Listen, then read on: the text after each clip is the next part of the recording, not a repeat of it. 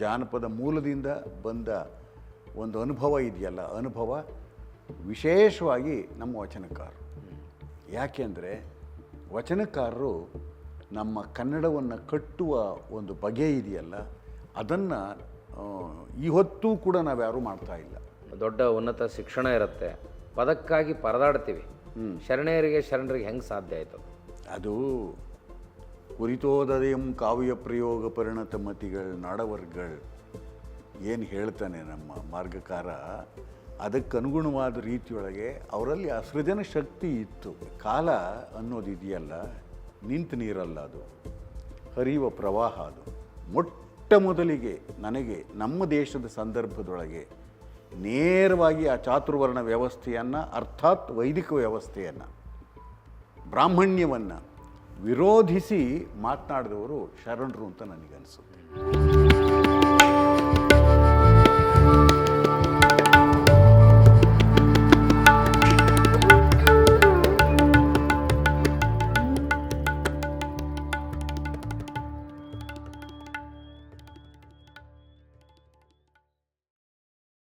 ಜಾನಪದ ಮೂಲದಿಂದ ಬಂದ ಒಂದು ಅನುಭವ ಇದೆಯಲ್ಲ, ಅನುಭವ ವಿಶೇಷವಾಗಿ ನಮ್ಮ ವಚನಕಾರರು. ಯಾಕೆಂದರೆ ವಚನಕಾರರು ನಮ್ಮ ಕನ್ನಡವನ್ನು ಕಟ್ಟುವ ಒಂದು ಬಗೆ ಇದೆಯಲ್ಲ, ಅದನ್ನು ಇವತ್ತೂ ಕೂಡ ನಾವ್ಯಾರೂ ಮಾಡ್ತಾ ಇಲ್ಲ. ವಚನಕಾರರಲ್ಲಿ ಆ ಕನ್ನಡದ ಕ್ರಿಯೆ ಇದೆಯಲ್ಲ, ಒಂದು ಚಳುವಳಿಯ ಸಂದರ್ಭದೊಳಗೆ ಸೃಷ್ಟಿಸಿದಂಥ ಪದಕೋಶಗಳು ಕೇವಲ ಪದಕೋಶಗಳಾಗಿ ಅವು ಇಲ್ಲ, ಅವು ಅವರ ಬದುಕಿನ ಅವಿಭಾಜ್ಯ ಪರಿಭಾಷೆಗಳಾಗಿ ಇದ್ದಾವೆ. ಸರ್, ಅಭಿವ್ಯಕ್ತಿ ಪ್ರಕಾರ ಕೂಡ ಕಾವ್ಯಮಯವಾಗಿತ್ತು, ಆಧ್ಯಾತ್ಮದ ನೆಲೆಯನ್ನು ಇಟ್ಕೊಂಡಿತ್ತು. ಖಂಡಿತ. ಆಧುನಿಕ ಬಂಡಾಯದ ಹಾಗೆ ವಾಚ್ಯ ಇರಲಿಲ್ಲ, ವಾಚ್ಯತೆ ಇರಲಿಲ್ಲ. ಜೊತೆಗೆ ಯಾಕೆ ಅಂದರೆ ಬಂಡಾಯಕ್ಕೂ ವಚನಕಾರರಿಗೂ ಸಾಕಷ್ಟು ವ್ಯತ್ಯಾಸ ಇದೆ. ವಚನಕಾರರ ಅರ್ಜಿ ಇದೆಯಲ್ಲ, ಆ ಅರ್ಜಿಯು ಬಂಡಾಯಗಾರರಿಗೆ ಇರೋಕ್ಕೆ ಸಾಧ್ಯವಿಲ್ಲ. ಬಂಡಾಯ ಒಂದು ತಾತ್ವಿಕವಾದ ನೆಲೆಯೊಳಗೆ ಅವರು ಸ್ವೀಕರಿಸಿದಂತೆ ಅದಕ್ಕಾಗಿ ಭಾಷಣ ಮಾಡಿದರು, ಬರೆದ್ರು, ಎಷ್ಟು ಭಾಷಣದಂಗೆ ಬರೆದ್ರು, ಎಷ್ಟು ಪೊಯಿಟ್ರಿ ಆಯಿತು ಅಂತನ್ನೋದು. ಅದು ಕಥೆಗಳು ಕಾದಂಬರಿಗಳು ಹಾಗಲ್ಲ. ನೀವು ಹಾಗೆ ನೋಡ್ಕೊಂಡು ಬನ್ನಿ. ಯಾಕೆಂದರೆ ಅವ್ರಿಗೆಲ್ರಿಗೂ ಕೂಡ ಒಂದು ಅರ್ಜಿತ್ತು, ಅನುಭವಕ್ಕೆ ನಿಷ್ಠರಾಗಿ ಬರೆದ್ರು. ಇಲ್ಲಿ ಅನುಭವಕ್ಕೆ ನಿಷ್ಠವಾಗದ್ದಕ್ಕಿಂತ ಹೆಚ್ಚಿನದಾಗಿ ಹೇಳಿಕೆಗಳ ರೂಪದಲ್ಲಿ, ಭಾಷಣದ ರೂಪದಲ್ಲಿ, ಸಂದೇಶಗಳ ರೂಪದಲ್ಲಿ ಬರೆಯೋದಕ್ಕೆ ತೊಡಗಿದ್ರು. ಇದು ಹೆಚ್ಚಿನದಾಗಿ ನನಗನ್ನಿಸೋದು. ಆದರೆ ನಮ್ಮ ವಚನಕಾರರು ಹಾಗಲ್ಲ. ವಚನಕಾರರ ಒಂದು ಬದ್ಧತೆ ಇತ್ತಲ್ಲ, ಬದ್ಧತೆ ಒಂದು ಚಳುವಳಿಗೆ ಸಂಬಂಧಪಟ್ಟಂಥದ್ದು, ಇನ್ನೊಂದು ತಮ್ಮ ಕಾಯಕಕ್ಕೆ ಸಂಬಂಧಪಟ್ಟಂಥದ್ದು. ಕಾಯಕ ಮೂಲದ ಅನುಭವಗಳನ್ನು ಒಂದು ಹೊಸ ಆಕೃತಿಯಲ್ಲಿ ಕಟ್ಟೋದಕ್ಕೆ ಪ್ರಯತ್ನ ಪಟ್ಟಿದ್ದಕ್ಕೆ ನಮ್ಮ ಅಕ್ಕಮ್ಮನೇ, ವೇಶ್ಯಾವೃತ್ತಿಯ ಮೂಲದಿಂದ ಬಂದ ಅಕ್ಕಮ್ಮ ಇದ್ದಾಳಲ್ಲ, ಅಕ್ಕಮ್ಮನೇ ದೊಡ್ಡ ಉದಾಹರಣೆ. ಅವಳನ್ನು ವ್ರತಧಾರಿಣಿ ಅಂತಾರೆ, ಇಲ್ಲ ಒಳಹೊಕ್ಕು ನೋಡಿದಾಗ ಗೊತ್ತಾಗುತ್ತೆ. ಇನ್ನೇನು ಬೇಡ, 2-3 ಶಬ್ದ ಪರಿಭಾಷೆಗಳನ್ನು ಹೇಳ್ತೀನಿ. ಆಕೆ ಬಳಸಿರುವ ಪರಿಭಾಷೆಗಳನ್ನು ಇನ್ನಾರೂ ಬಳಸಿಲ್ಲ.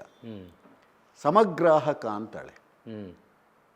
ಸಮಗ್ರಾಹಕ. ಓ, ಅಂದರೆ ಗ್ರಾಹಕ ಸಮನಾಗಿರುವಂಥ ಅಲ್ಲ, ಹೊಸ ಪದ. ಗ್ರಾಹಕ ಗಿರಾಕಿ, ವಿಟ. ವೇಶ್ಯೆಗೆ ವಿಟ ಅವನು, ಗಿರಾಕಿ ಅವನು. ಸಮಗ್ರಾಹಕ ಅನ್ನುವಾಗ ನಾನು ಅವನಿಗೆ ಸಮಗ್ರಾಹಕಳು, ಅವನು ನನಗೆ ಸಮಗ್ರಾಹಕ. ನಮ್ಮಿಬ್ಬರಿಗೂ ಸಮಾನವಾದ ಗ್ರಾಹಕತ್ವ ಇದೆ, ಇಬ್ಬರಿಗೂ ಅಗತ್ಯ ಇದೆ. ನನಗೆ ಹಣದ ಅಗತ್ಯ ಇದೆ, ಅವನಿಗೆ ದೇಹದ ಅಗತ್ಯ ಇದೆ. ನೀವು ಯಾವ ಥರದಲ್ಲಾದರೂ ವ್ಯಾಖ್ಯಾನಿಸ್ಕೊಂಡು ಹೋಗಿ. ಆ ಸಮಗ್ರಾಹಕ ಅನ್ನುವ ಶಬ್ದ ಇದೆಯಲ್ಲ ಸರ್, ಅದು ಆಧುನಿಕ ಕನ್ನಡದಲ್ಲಿ ಎಲ್ಲೂ ಕಾಯಿನ್ ಆಗಿರದೆ ಎಲ್ಲೂ ಯಾರೂ ಬಳಸಿಲ್ಲ. ಸರ್, ಆ ಸಮಗ್ರಾಹಕ ಅನ್ನೋದನ್ನು ವಿಶೇಷವಾಗಿ ಆ ವೃತ್ತಿ ಮೂಲದ ಅಸ್ಮಿತೆಯನ್ನು ಹೇಳುವಂಥದ್ದು. ಅಷ್ಟೇ ಮಟ್ಟಿಗೆ ಇನ್ನೊಂದು ಶಬ್ದ ಬಳಸ್ತಾಳೆ ಅದಕ್ಕೆ ಪೂರಕವಾದ ರೀತಿಯೊಳಗೆ, ಸಮಶೀಲಕ ಅಂತಾಳೆ. ಶೀಲದಲ್ಲಿಯೂ ಕೂಡ ನಾವಿಬ್ಬರು ಸಮಾನರು. ಸಮಶೀಲಕ ಅಂತಾಳೆ. ತುಡುಗುಣಿಗ ಅಂತಾಳೆ. ಈ ಥರದ 18 ಶಬ್ದಗಳನ್ನು ನಾನು ಅವಳಲ್ಲಿ ಗುರುತಿಸಿದ್ದೀನಿ. ಲಭ್ಯ ಇರುವ ಕೆಲವೇ ವಚನಗಳಲ್ಲಿ ಅಲ್ಲಿ ಜೊತೆಗೆ ಒಂದು ನೈತಿಕವಾದಂಥ ಚೌಕಟ್ಟನ್ನು ತನ್ನ ಕಾಯಕಕ್ಕೆ ಹಾಕ್ಕೊಳ್ತಾಳೆ.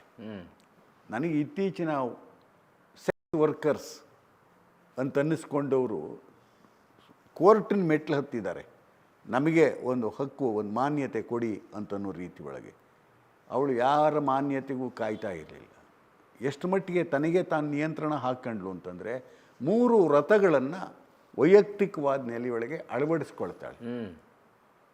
ಅದು ಆ 3 ವ್ರತಗಳಿಗೆ ಸಂಬಂಧಪಟ್ಟಂತೆಯೇ ಸಮಶೀಲಕ, ಸಮಗ್ರಾಹಕ ಈ ಶಬ್ದಗಳು ಪರಿಭಾಷೆಗಳು ಬಂದಿರೋದು. ಇದು ಒಂದು ಚಳುವಳಿ ಹೇಗೆ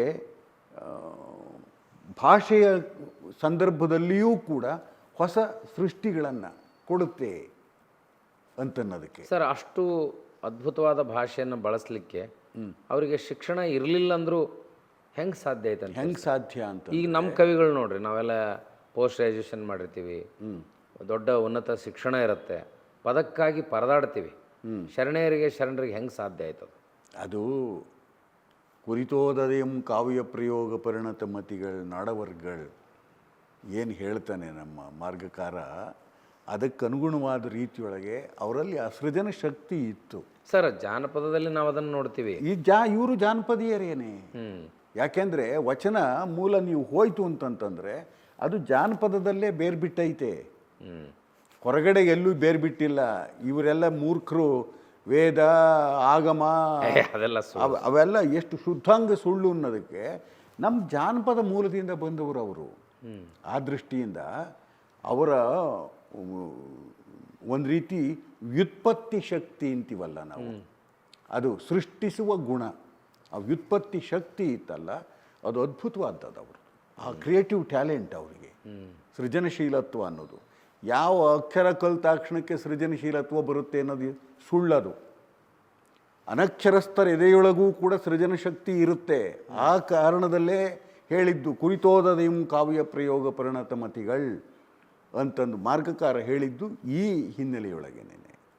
ಅವರು ಪದನರಿದು ನುಡಿಯಲು ನುಡಿದುದನಾರಯಲು ಆರ್ಪರ್ ನಾಡವರ್ಗಳು, ಇದೆಲ್ಲ ಏನು ಸಾಮಾನ್ಯವಾದ ಮಾತುಗಳಲ್ಲ. ನಮ್ಮ ಜನಪದ ಸಾಹಿತ್ಯವನ್ನು, ನಮ್ಮ ಜನಪದರ ವಿವೇಕವನ್ನು ಮತ್ತು ಸೃಜನಶೀಲ ಪ್ರತಿಭೆಯನ್ನು ಕಂಡಂತೆ ಕಟ್ಟಿರುವಂಥ ಪದಗಳಿವು. ಸರ್, ವಚನಕಾರರು, ಜನಪದರು, ದಾಸರು ಎಲ್ಲ ಹೇಳಿದ ಮೇಲೆ ನಾವೇನು ಹೊಸದನ್ನು ಹೇಳ್ತೀವಿ ಕವಿತೆಯಲ್ಲಿ ಸರ್ ಅಂತ ನಮ್ಗೆ ಅನ್ಸಂಗಿಲ್ವಾ? ಅನಿಸುತ್ತೆ. ಯಾಕೆ ಅಂದರೆ ಕಾಲ ಅನ್ನೋದು ಇದೆಯಲ್ಲ, ನಿಂತು ನೀರಲ್ಲ, ಅದು ಹರಿಯುವ ಪ್ರವಾಹ. ಅದು ಆ ಕಾಲವನ್ನೇ ಕುರಿತು ಅಲ್ಲಮಪ್ರಭುಗಳಷ್ಟು ನಮ್ಮ ಕನ್ನಡದೊಳಗೆ ಚಿಂತಿಸಿದ ಮತ್ತೊಬ್ಬ ದಾರ್ಶನಿಕ ಇಲ್ಲ ಅನಿಸುತ್ತೆ. ನಾನು ಅವರು ದಾರ್ಶನಿಕ ಅಂತ ಹೇಳ್ತಾ ಇದ್ದೀನಿ. ಯಾಕೆ ಅಂತಂದರೆ ಕಾಲವನ್ನು, ತ್ರಿಕಾಲ ಪ್ರಜ್ಞೆಯೊಳಗೆ ಬದುಕನ್ನು ನೋಡುವಂಥ ಶಕ್ತಿ ಅಲ್ಲಮಪ್ರಭುಗಿದ್ದಿತ್ತು. ಅದಕ್ಕೆ ಹಿಂದಣ ಹೆಜ್ಜೆಯ ನೋಡಿ ಕಂಡಲ್ಲದೆ ನಿಂದ ಹೆಜ್ಜೆಯ ನರಿಯಲಾಗದು, ಮುಂದಣ ಹೆಜ್ಜೆ ಉಳಿದಲ್ಲದೆ ಒಂದು ಪಾದ ನೆಲೆಗೊಳ್ಳದು. ಈ ಹಿಂದಣ ಹೆಜ್ಜೆ, ನಿಂದ ಹೆಜ್ಜೆ, ಮುಂದಣ ಹೆಜ್ಜೆ ಅಂದರೆ past, present, future. Past, present, future ಇವೆರಡನ್ನು ಏಕತ್ರಗೊಳಿಸಿ ನೋಡುವಂಥ ಒಂದು ಶಕ್ತಿ ಅವ್ರಿಗಿದ್ದಿತ್ತು. ಆ ದೃಷ್ಟಿಯಿಂದಲೇ ಇದು ಕಾಲ ನಿರವಧಿ, ಅದು ಚಲಿಸ್ತಲೇ ಇರ್ತದೆ. ಅದು ಬೇರೆ ಸ್ವರೂಪ ಪಡ್ಕೊಂಡು ಆಮೇಲೆ ಈಗಿನ ಸವಾಲುಗಳೇ ಬೇರೆ. ಆದರೆ ಈ ಹೊತ್ತಿಗೂ ಕೂಡ ಸಂಸ್ಕೃತಿಗೆ ಸಂಬಂಧಪಟ್ಟಂತೆ ನಮ್ಮ ವಚನಕಾರರು ಎತ್ತಿದ ಪ್ರಶ್ನೆಗಳಿದಾವಲ್ಲ, ಈ ಹೊತ್ತಿಗೂ ನಮ್ಮಲ್ಲಿ ಜೀವಂತವಾಗಿದ್ದಾವೆ. ಯಾಕೆ ಅಂತಂದರೆ ಚಾತುರ್ವರ್ಣ ವ್ಯವಸ್ಥೆ ಆಗ ಸಮಾಜವನ್ನು ಹೇಗೆ ಛಿದ್ರೀಕರಣಗೊಳಿಸಿ ಮನುಷ್ಯರ ನಡುವೆ ತಾರತಮ್ಯವನ್ನು ಬಿತ್ತಿ ಬೆಳೆದಿತ್ತು, ಹಾಗೇನೇನೇ ಸಂಪತ್ತಿನ ಹಂಚಿಕೆಯೊಳಗೂ ಕೂಡ ಅದರ ಒಂದು ರಾಜಕಾರಣ ಹೇಗಿತ್ತು, ಈ ಹೊತ್ತಿಗೂ ಕೂಡ ಕೆಲವು ಬದಲಾವಣೆಗಳಾಗಿವೆ. ಮೂಲಭೂತವಾಗಿ ಆಗಬೇಕಾಗಿದ್ದ ಬದಲಾವಣೆಗಳು ಆಗಿಲ್ಲ. ಅದು ಯಾವುದು ಅಂತಂದರೆ ಅಸ್ಪೃಶ್ಯ, ಜಾತಿ ಸಮಸ್ಯೆಗಳು, ಇವೆಲ್ಲ ಈಗಲೂ ಕೂಡ ಹಾಗೆ ಉಳಿದಿದ್ದಾವೆ.